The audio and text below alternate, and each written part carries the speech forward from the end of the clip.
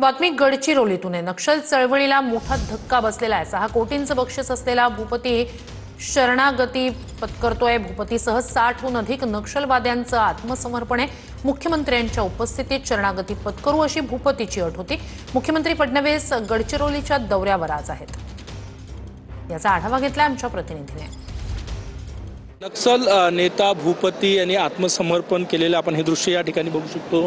हे बघा, शस्त्र पोलिसांकडे देणार त्याची रिहर्सल या ठिकाणी सुरू आहे।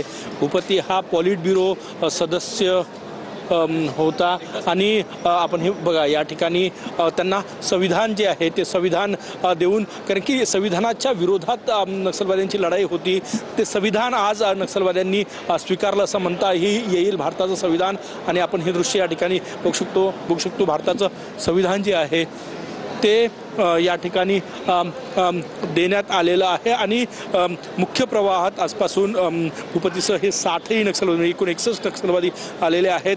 संविधान स्वीकारलेलं आहे आणि हा अंत आहे गडचिरोली जिल्ह्यात नक्सल चळवळीचा, असं म्हणायलाही हरकत नाही। कॅमेरामॅन सचिन सयामसह गजानन माटे, TV9 मराठी, नागपूर।